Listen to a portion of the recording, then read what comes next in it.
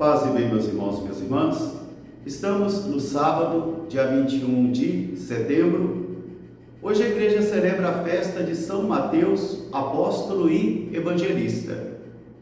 E nós, capuchinhos, da custódia Nossa Senhora pela Esperança, que abrange El Salvador, Honduras e Guatemala, estaremos celebrando a peregrinação de todas as nossas fraternidades para celebrarmos juntos os 800 anos dos estigmas de nosso Pai São Francisco. Então hoje, todo dia, aqui em nossa Igreja ao Calvário, estaremos celebrando esse momento tão especial para os franciscanos no mundo inteiro.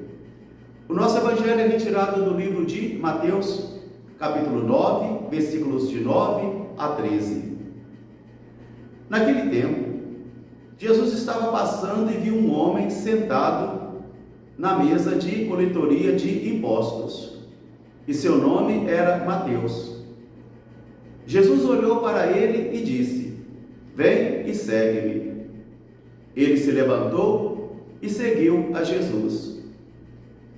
Jesus estava participando de uma ceia em casa de Mateus, e muitos cobradores de impostos e pecadores vieram e sentaram-se à mesa com Jesus e também com seus discípulos.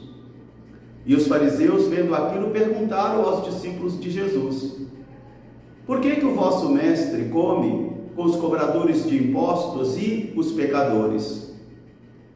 Jesus, ouvindo a pergunta, respondeu: "Não são os sãos que precisam de médico, mas sim os doentes. Aprendei, pois, o que significa: quero a misericórdia e não o sacrifício. Porque, de fato, eu não vim para chamar os justos, mas os pecadores." Palavra da salvação. Meus irmãos e minhas irmãs, novamente a liturgia nos oferece o pão da palavra, a mesa da palavra.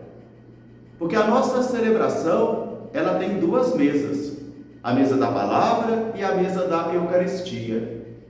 E se vocês colocassem numa balança o valor e o peso das duas, elas teriam o mesmo peso e o mesmo valor. Nos alimentamos primeiro da palavra e depois nos alimentamos da Eucaristia, do pão eucarístico. E na primeira leitura de hoje, retirada da carta de São Paulo aos Efésios, chamada uma das cartas do cativeiro, porque o apóstolo está aprisionado por causa do Evangelho, mesmo experimentando a prisão e o sofrimento, ele continua a educar a comunidade. Então ele envia agora para os Efésios uma carta muito carinhosa, mas também dura, carinhosa e dura, onde ele vai convidar a comunidade dos cristãos a cada um se comportar de acordo com a vocação que recebera. Porque a autoridade moral, a autoridade doutrinal e a autoridade espiritual são as três autoridades necessárias para que nós possamos dar um bom testemunho sobre Jesus de Nazaré, ainda que eu e você tenhamos a plena consciência que jamais seremos perfeitos e que sempre carregaremos uma dosagem também de hipocrisia, de incoerência. E a conversão permanente é justamente isto, e diminuindo as incoerências de nossa vida. E durante toda a nossa existência nós vamos batalhar assim para diminuir as incoerências entre o que eu penso, o que eu creio e o que eu vivo. Por isso o apóstolo continua: nós somos o corpo de Cristo. Por isso precisamos batalhar para vivermos na unidade. Há um só Espírito e um só Senhor.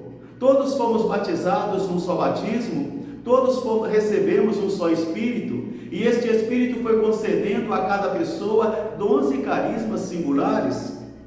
A uns constituiu apóstolo, a outros evangelistas, a outros pastores, a outros isso, a outros aquilo, mas todos com uma só finalidade: edificar o corpo de Cristo, que é a igreja. Porque se eu e você não nos preocupamos com a boa unidade da igreja, então não tem sentido a nossa fé. Por isso o apóstolo convida os cristãos de todos os tempos para caminharem de acordo com a vocação que receberam, que foram chamados pelo Senhor, porque todos são portadores de um mesmo Espírito e pertencentes a um mesmo corpo. Por isso cada um deve ajudar a manter manter a unidade da igreja. Cada um de acordo com as suas possibilidades, cada um de acordo com o seu carisma. E dentre esses carismas, então, hoje mergulhemos no Evangelho e caminhemos com Mateus atrás de Jesus. Jesus olhou para Mateus. Não foi Mateus que escolheu Jesus, foi Jesus que escolheu Mateus, um homem que era tido como impuro, pecador e cobrador de impostos, que os judeus jamais olhariam para ele ou o convidaria para uma missão. Mas Jesus olha justamente para ele: vem e segue-me. E diz o nosso texto que ele se levantou da sua segurança, ele se levantou da sua ocupação, ele se levantou da sua prisão econômica de pensar em dinheiro, ele se levantou e pôs-se então a seguir a Jesus. E isso deve ter sido um acontecimento muito importante na vida dele. Deve ter sido assim um momento tão importante que ele resolveu dar um banquete para Jesus, realizar uma ceia. E nesta ceia estão presentes muitos cobradores de impostos e também pecadores, porque eram os amigos de Mateus.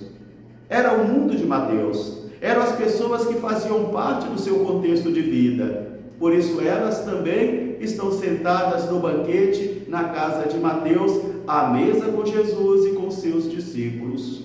Aqui Jesus escandaliza os fariseus. Um mestre de Israel sentando-se com pecadores, com impuros e cobradores de impostos. Isso não entra na cabeça de homens que foram preparados e formados com uma ideologia de pureza, de que não se pode aproximar de pessoas que são mal vistas por a sociedade, de pessoas que estão de acordo com os critérios humanos perdidas, impuras. Mas são justamente estas pessoas que estão sentadas à mesa com Jesus e também com os discípulos. Os discípulos devem ter feito também um trabalho profundo, doloroso, para poder converter a sua ideologia, a sua ideia, para acolher essa cena. Mas eles estão sentados com Jesus à mesa, juntamente com seus discípulos. E aí eles começam então, os fariseus, a murmurar: por que vosso mestre come com pecadores e também com cobradores de impostos? Isso escandaliza a lógica de pureza. Jesus é que vai escutar a pergunta e vai responder a resposta e a dúvida deles. E começa então dizendo: não são os sãos que precisam de médicos, mas os pecadores. Não que Jesus veio concordar com o pecado, aplaudir o pecado, manter o pecado, não, mas veio chamar o pecador à conversão, porque a pessoa que peca é importante aos olhos de Deus, é amada e querida aos olhos de Deus. Deus não ama o pecado, mas Deus ama o pecador, aquela pessoa que está pecando, e vem buscá-la e chamá-la à conversão. Por isso, nesse momento, Jesus vai dizer: não são os sãos que precisam de médicos, mas são os doentes. Aprendei então o que diz a palavra: quero a misericórdia e não o sacrifício. Essa palavra precisa inundar a nossa alma e o nosso coração. Quero a misericórdia e não o sacrifício, para que nenhum de nós nos atrevemos a dizer que uma pessoa está perdida, está no fogo de inferno, não tem mais jeito, porque para Deus nada é impossível e o Senhor julga de acordo com a profundidade dos corações de cada homem, de cada mulher, e cada um vale aquilo que é aos olhos de Deus. Jesus vai dizer: aprendei então o que diz: quero a misericórdia e não o sacrifício. Quantas vezes temos essa dificuldade, porque vemos uma pessoa que encontrou o Senhor em sua vida e se converteu, e assim continuamos a dizer: sabemos o seu passado, conhecemos o seu passado, essa pessoa se comportava mal e hoje está ali dando uma de santa e de pura. A não ser que a pessoa esteja vivendo a hipocrisia. Ora, se o Senhor converteu a vida daquela pessoa, realizou-se então a misericórdia, porque eu não vim chamar os justos, mas os pecadores. Meus irmãos, minhas irmãs, que esta palavra de hoje ajude a mim e a você a desenvolver então a arte da misericórdia e da compaixão. A fé cristã não existe sem esta arte de misericórdia e compaixão. Por isso a palavra de Jesus é: aprendei o que significa misericórdia e não o sacrifício. Quero a misericórdia e não o sacrifício.